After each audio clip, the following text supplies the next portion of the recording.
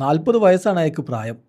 പക്ഷെ ഒരു UCL നൈറ്റിൽ സാന്റിയാഗോ ബെർണാബുവിൽ പോയിട്ട് റയലിനെതിരെ 9 സേവുകളും നടത്തി പ്ലെയർ ഓഫ് ദി മാച്ച് പുരസ്കാരവും വാങ്ങി വരണമെങ്കിൽ ഇത് ജന്മം വേറെയാണ്.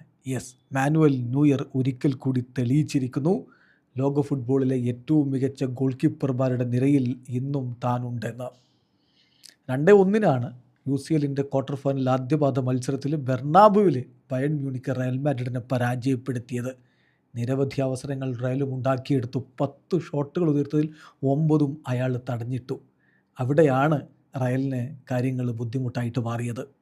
ശരിയാണ്, ആദ്യ പാദമേ കഴിഞ്ഞുള്ളൂ. രണ്ടാം പാദത്തിൽ അലിയൻസ് അരീനയിൽ കളി തിരിച്ചു പിടിക്കും എന്നൊക്കെ ആൽവാരോ അർബിലോവയും അതുപോലെ മറ്റ് റയൽ മാഡ്രിഡ് താരങ്ങളുമൊക്കെ ആത്മവിശ്വാസം പ്രകടിപ്പിക്കുന്നുണ്ട്.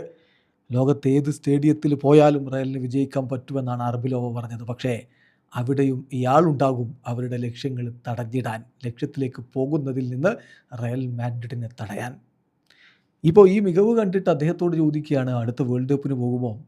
കൃത്യമായിട്ട് മാനുവൽ ന്യൂയർ മറുപടി പറഞ്ഞു, അതിനൊക്കെ ഉത്തരം നേരത്തെ പറഞ്ഞതല്ലേ, ഇപ്പോഴത്തെ ലക്ഷ്യമെന്ന് പറഞ്ഞാൽ ഈ സീസൺ ഏറ്റവും മികച്ച രൂപത്തിൽ പൂർത്തിയാക്കുക എന്നത് മാത്രമാണ്. അതുപോലെ കമ്പനിയോട് ചോദിക്കുന്നു, ചരിത്രത്തിലെ ഏറ്റവും ബെസ്റ്റ് ഗോൾ കീപ്പർ അല്ലേ മാനുവൽ ന്യൂയർ? അദ്ദേഹത്തിൻ്റെ മറുപടി ഒന്ന് ചിരിച്ചിട്ട്, നിങ്ങൾ എന്നെ കഷ്ടത്തിലാക്കരുത്, കോർട്ടുവയെ പോലുള്ളവരോടൊക്കെ എനിക്ക് നല്ല ബന്ധമാണുള്ളത്. പക്ഷേ ഒരു കാര്യം ഞാൻ പറയാം, Manu is one of the very few.